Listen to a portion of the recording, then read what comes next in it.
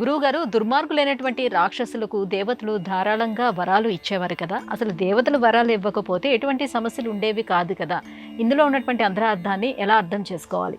దీనికి పెద్దలు ఏమని చెప్పారంటే, ఒక నది దగ్గరికి వెళ్ళాడు. ఒక దుర్మార్గుడు వెళ్ళాడు, ఒక మంచివాడు వెళ్ళాడు. హ్మ్. నదిలో దుర్మార్గుడు చెంబు నీళ్లు వీళ్ళ ముంచుకున్నాడు. నది ఇవ్వటం మానేస్తుందా? ఇస్తది. ఇస్తుంది. మంచివాడు ముంచాడు, మంచివాడికి చెంబు నిండా నీళ్ళు ఇస్తుంది. మరి నది, ఒరేయ్ దుర్మార్గుడా, నువ్వు దుర్మార్గ పనులు చేస్తున్నావు, లోకానికంతా హాని కలిగిస్తున్నావు, నీకు నేను నీళ్ళు ఇవ్వను అని నది అంటుందా? అనదే. తన దగ్గరికి వచ్చినటువంటి వాళ్ళని, ఎంతో శ్రమపడి తన దగ్గరికి వచ్చాడు, వచ్చినటువంటి వాళ్ళకి ఆ నది ఇద్దరికీ నీళ్ళు ఇస్తుంది. దుర్మార్గుడికి ఇస్తుంది, మంచివాడికి ఇస్తుంది. అట్లాగే ఒక చెట్టు, మంచివాడికి మాత్రమే నేను పండునిస్తాను, చెడ్డవాడికి ఇవ్వను అని కూర్చోలేదే. ఆ చెట్టు దగ్గరికి ఎవరు వెళ్ళినా సరే, మంచివాడు వెళ్ళినా చెడ్డవాడు వెళ్ళినా ఇద్దరికీ పళ్ళని సమానంగానే అనుగ్రహిస్తుంది. లోకంలో ఉండేటువంటి ఉదాహరణ కింద మనం చెప్పుకుంటున్నాం. నదులు చెట్లే ఈ రకంగా చేస్తూ ఉంటే దైవాలు ఎందుకు చేస్తాయమ్మా అలాగా వేరే రకంగా? కాబట్టి దైవం కూడా దుర్మార్గుడు తపస్సు చేసిన తపస్సుకు తగ్గిన ఫలితాన్ని ఇస్తాయి, మంచివాడు తపస్సు చేసిన తపస్సుకు తగినటువంటి ఫలితాన్ని ఇస్తారు. అందువల్ల మనకు అనిపిస్తుంది, లోకంలో హేళనా బుద్ధితో కనుక ఆలోచన చేస్తే నిజంగా ఆ దుర్మార్గుడికి ఎటువంటి వరం ఇవ్వకుండా ఉంటే మళ్ళీ ఆయన అవతారాలు ఎత్తాల్సిన అవసరం లేదు, వాడిని ఖండించవలసిన అవసరం లేదు కదా. అంటే అక్కడ దేవుడు చూసేదిట పెద్దవాళ్ళు ఏం చెప్తున్నారంటే తపస్సు చూస్తాడట. ఎందుకంటే తపస్సులో దుర్మార్గం లేదుగా. జాగ్రత్తగా ఆలోచించేద్దాం. మంచివాడు చేసేది తపస్సే.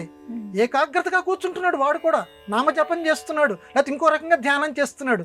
దుర్మార్గుడు చేసేది తపస్సే, మంచివాడు చేసేది తపస్సే. తపస్సుని బట్టి ఫలితం ఇస్తున్నాడు దేవుడు.